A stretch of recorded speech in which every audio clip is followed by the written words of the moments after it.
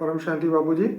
बाबूजी, आज हमें आपको ब्रह्म ज्ञान के बारे में बताएं कि ब्रह्म ज्ञान की वैल्यू क्या है और ब्रह्म ज्ञान की इम्पोर्टेंस पुराने समय से इतनी मानी जाती है कि हर साधु संत महात्मा जो थे हजारों साल तक तप करते थे और ब्रह्म ज्ञान की प्राप्ति के लिए उन्होंने पूरा जीवन लगाया। तो उसकी महत्वता क्या है और इंसान को ये ज्ञान प्राप्त करने के लिए उसको क्या करना चाहिए और इस रास्ते में उसको कौन कौन सी परेशानियां आती है? देखो, ब्रह्म ज्ञान पहले तो किसको कहते हैं समझ लो पहले। जी। ब्रह्म माना ज्योति, लाइट को कहते हैं जी। ब्रह्म माना लाइट। जैसे ज्योतिर्लिंग कहते हैं ना, इसका यादगार हमारे ब्रह्मांड में, हमारे भक्ति मार्ग में ज्योतिर्लिंग को यादगार मानते हैं पूजा करने के लिए। ब्रह्म माना लाइट, ब्रह्म माना प्रकाश, परम प्रकाश। तो वो परम प्रकाश क्या चीज है? जी। तो ब्रह्म को पाने के लिए एक तो निर्गुण ब्रह्म की उपासना भी करते हैं जी। निर्गुण ब्रह्म माना निराकार, ब्रह्म माना निराकार लाइट, जैसे गॉड इज लाइट। जैसे दूसरे धर्म वाले भी मानते हैं ना, गॉड इज लाइट, सारे जहां का नूर। मुसलमान भी कहते हैं नूर माना लाइट, सारे जहां का नूर। तो हमारे शास्त्रों में पहले से ही निर्गुण ब्रह्म की उपासना करने वाले निराकार को मानते हैं। और सगुण ब्रह्म माना जैसे ब्रह्म के अवतार है। तो ब्रह्म के अवतार क्या है? जैसे इन्होंने ज्योतिर्लिंग को शिवलिंग कह दिया, ज्योतिर्लिंग को फिर शिवलिंग कह दिया। ऐसी तरह इस ब्रह्मांड के ब्रह्म को इन्होंने शिव कह दिया। शिव माना ब्रह्म। शिव की निराकारी उपासना करते हैं और शिव की सगुण ब्रह्म की उपासना करते हैं, साकारी अवतारों की पूजा करते हैं। जैसे सगुण ब्रह्म माना, साकारी अवतार माना मनुष्य अवतार में जब ब्रह्म के अवतार होते हैं, ब्रह्म माना शिव, इन्होंने शिव कह दिया ज्योतिर्लिंग। तो फिर बाद में क्या है, ज्योतिर्लिंग में जहां 12 साक्षात्कार हुआ शंकर की उपासना माना साकार उपासना। तो ज्योतिर्लिंग की जगह शिवलिंग हो गया। शिवलिंग में 12 जगह जो ज्योतिर्लिंग हुआ, जहाँ शंकर के साक्षात्कार हुए, भगवान शंकर ने जहां जहां भी साक्षात्कार कराए वो 12 ज्योतिर्लिंग की उपासना करते हैं। अब निर्गुण ब्रह्म माना निराकार शिव, जो परम धाम में रहता है, परम प्रकाश स्वरूप है। अलग अलग लोगों ने उसको लाइट भी कहा, नूर भी कहा। तो इनकी उपासना करने में विटंबनाएं क्या आती है? क्योंकि उसका कोई सिंबल तो है ही नहीं कि तुम उसको कैसे याद करें। योग माना याद, उससे कनेक्शन कैसे जोड़े, उसको किसी तरह याद करें। इन्होंने इसलिए ज्योतिर्लिंग बनाया। ज्योति माना लाइट का, लिंग माना आकार, ज्योति का आकार। मगर ज्योति माना वो परम ज्योत है, परम लाइट है, तो उसको कैसे लगे? तो कई सूर्य की उपासना समझ के सूर्य जैसी उपासना करते हैं, ऐसे सूर्य की उपासना करने लगे। तो अंत में ब्रह्म की उपासना एक सूर्य की उपासना हो गई। आजकल क्या है, सूर्य की उपासना हो गई, ब्रह्म की उपासना माना सूर्य की उपासना हो गई। मगर ब्रह्म ज्ञान से भी आगे बहुत है। ब्रह्म के कई प्रकार है, जिसको अविनाशी ब्रह्म भी कहते हैं। अब अविनाशी ब्रह्म कौन है? जैसे ब्रह्मांड का शिव है, तो ऐसे महाब्रह्मांड का महाशिव जो है महाब्रह्म है। महाब्रह्मांड का महाशिव को महाब्रह्म कहेंगे। तो महाब्रह्म ने सोचा मैं एक से अनंत हो जाऊं, तो ब्रह्म पैदा हुए।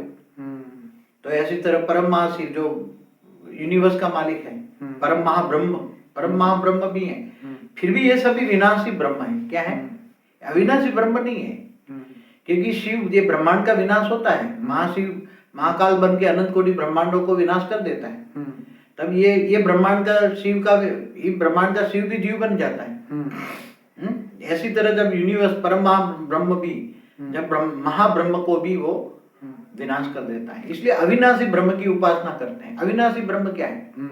जैसे अभी साइंस वाले प्रूफ दे रहे हैं कि जैसे ब्रह्मांड, महाब्रह्मांड माना गैलेक्सी माना महाशिव, परम महाब्रह्मांड माना यूनिवर्स, ऐसे ग्रेट यूनिवर्स, मल्टीपल यूनिवर्स। तो अविनाशी ब्रह्म, इनको ऑलमाइटी अथॉरिटी कहेंगे, जो निराकार है, जिनका रूप रंग आकार निराकार है। उनका कोई सगुण ब्रह्म नहीं है, वो कभी भी सगुण में नहीं आता। इस शिव के तो अवतार होते हैं, मगर वो जो ब्रह्म है, वो ऑलमाइटी अथॉरिटी जिसको कहेंगे, बेहद का रचयिता, बेहद का मालिक, बेहद का बाप, वो कभी भी साकार में नहीं आता। मगर कब आएगा? क्योंकि वो तो बहुत बड़े विश्व का मालिक है। अविनाशी ब्रह्म उसी को ही कहेंगे। तो मनुष्य उसकी प्राप्ति के लिए क्या करे? अब एक सीधा सा लॉजिक है कि जिसको तुम याद करोगे उसको पाओगे। अब जो निर्गुण ब्रह्म की उपासना करते हैं, निर्गुण ब्रह्म माना शिव समझ के, ज्योतिर्लिंग समझ के सूर्य की उपासना करते हैं, सूर्य के सामने त्राटक विधि करते हैं, कोई शिव की साकार सगुण ब्रह्म की उपासना करते हैं, तो एक जन्म में तो उनकी प्राप्ति होती नहीं ना, कई जन्म जन्मांतर तक, कई युगांतर तक करते रहते तब उसको प्राप्त होता है। परम धाम में तब जाते हैं, शिव की प्राप्ति तब होती है। शिव की प्राप्ति करना माना परम धाम में जाना, माना अमर तत्व की प्राप्ति होना। परम धाम में चला गया तो अमर हो जाएगा, इसलिए शिव को पाना माना अमर। मगर महाशिव, शिव और महाशिव दोनों का, ब्रह्म और महाब्रह्म के बीच का भी डिफरेंस समझे, और महाब्रह्म की उपासना करे तो महाशिव के पास जाएगा, महाब्रह्म के पास जाएगा। तो जो शास्त्रों में ब्रह्म के बारे में बताया गया है कि वो उसकी कोई कल्पना भी नहीं कर सकता, तो क्या वो एक शिव, मतलब वही शिव का ब्रह्म की बात हुई है, या महाशिव के पर ब्रह्म की बात हुई है, या परम महाशिव के ब्रह्म की बात हुई है? ये बात अभी तक क्लियर नहीं हुई। देखो, शास्त्रों में अनंत कोटि ब्रह्मांड लिख दिया, बरोबर। ये शब्दों को अच्छी तरह समझा पड़े कि एक ब्रह्मांड का मालिक शिव है जी, तो जितने ब्रह्मांड है इतने शिव है ना जी। तो शिव भी एक ब्रह्म हुआ ना, निराकार ब्रह्म, निराकार से ही उत्पत्ति हुई ना, बिल्कुल। निराकारी से आकारी बना, आकारी से साकारी बना, सारी जगत की उत्पत्ति तो निराकार से हुई, निराकार ब्रह्म से उत्पन्न हुई। तो ब्रह्म, शिव और महाशिव का डिफरेंस, और महाशिव महाकाल का डिफरेंस समझना बहुत ज्ञान है। मैंने मेरे पुराने वीडियो में भी शिव महाशिव परम महाशिव की डेफिनेशन दी है। आप मेरे दूसरे भी वीडियो देखें, उसमें आपको बहुत समझ में आएगा। और ये परम महाब्रह्म ब्रह्म की प्राप्ति के अलग अलग मैंने वीडियो बनाए। ये जो आज आपने तो आज ही बताया है कि जो शिव है वो भी ब्रह्म है, और महाशिव है वही पार ब्रह्म है, महाब्रह्म है, महाब्रह्म है। पार ब्रह्म परमेश्वर तो शिव को ही कह देते ना आजकल। जैसे जैसे आत्माओं की सतो प्रधान से रजो और तमो स्टेज बनी आत्माओं की, जैसे बड़े बड़े ऋषि मुनि थे, पहले उनकी दृष्टि दिव्य दृष्टि थी, ते पूरे गैलेक्सी तक देखते थे, आकाश गंगा तक देखते थे, इसलिए महाशिव की उपासना करते थे पहले। मगर बेहिसाब खरबों बेहिसाब समय के बाद वही आत्माएं धीरे धीरे सतो से रजो और आज तमो प्रधान बन गई, तो उनकी दृष्टि में, दिव्य दृष्टि में कमजोरी आ गई, इसलिए उन्होंने फिर महाशिव से शिव कह दिया, माना आकाश गंगा का मालिक। शिव से सीधे शंकर पे आ गए, और शिव से फिर शंकर पे आ गए, सगुण ब्रह्म की अवतारों की उपासना करने लगे, और अवतारों की जैसे फिर देवताओं की पूजा स्टार्ट, फिर देवी देवताओं की पूजा, महादेव कहने लगे ना, महादेव है, देवादिदेव महादेव है, देवताओं में सर्वश्रेष्ठ, देवताओं में सर्वश्रेष्ठ, देवताओं का, तीनों लोक का, भूलोक भूपुरलोक स्वलोक का मालिक, इनको महादेव कहते हैं।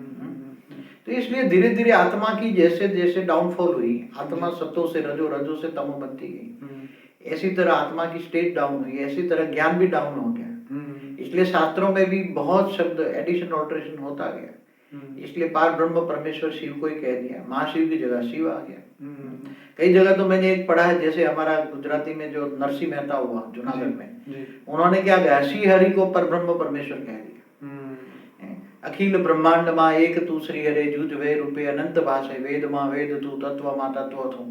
फिर अंत में बोल दिया, ब्रह्मांड में ब्रह्म तू लटका करे, लटका करना माना उसका मतलब सर्जन करता है। वैसे तो बाबूजी अगर ब्रह्म की बात अगर गुजराती में उसका मीनिंग निकाले तो एक हुई कल्पना, ब्रह्म माना कल्पना नहीं, ब्रह्म और ब्रह्म शब्द में बहुत बड़ी डिफरेंस है। ब्रह्म फैलाया जा रहा है, ब्रह्म माना माया। माया, यस।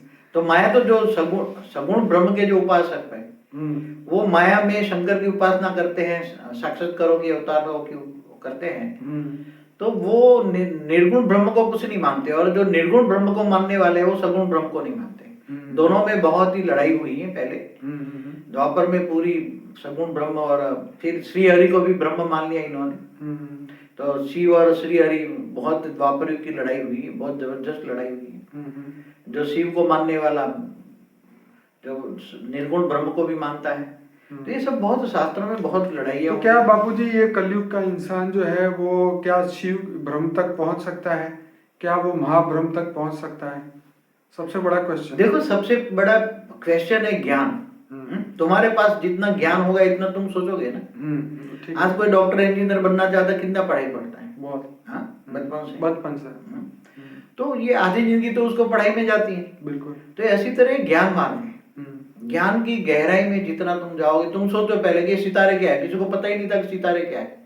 अब जब साइंस वालों ने बताया कि सितारे बड़े बड़े सूर्य हैं, तो जब सूर्य है तो ये सूर्य कैसे बने, सितारे कैसे बने, चांद सितारों से कैसे बने। पहले हम भी जब बचपन में हम कई लोगों को पूछते सितारे, ये ब्रह्मांड, चांद सितारे कैसे बने, ग्रह कैसे बने, सूर्य कैसे बना। तो कईयों को पूछते थे तो पहले नेति नेति करके दे देते हैं, बोले नहीं वो तो बना बनाया बन रहा ना कोई, ऐसे जवाब दे देते थे सब कि किसी को नहीं पता कि ये ब्रह्मांड कैसे बना, सूर्य कैसे बने, सितारे कैसे बने। अब ये साइंस वाले प्रूफ देते हैं कि ये हमारी जो गैलेक्सी आकाशगंगा है उसमें अरबों सितारे, अरबों सूर्य हैं। फिर यूनिवर्स के बारे में बताएं, तो बहुत कुछ मैंने पुरानी वीडियो में तो बताया है, यूनिवर्स कैसे बना, परम महाब्रह्म क्या है, महाब्रह्म क्या है, ब्रह्म क्या है, इससे भी आगे परम परम महाब्रह्म क्या है, और अविनाशी ब्रह्म क्या है। अविनाशी ब्रह्म ऑलमाइटी अथॉरिटी को कहेंगे, जिनका कभी विनाश नहीं होता।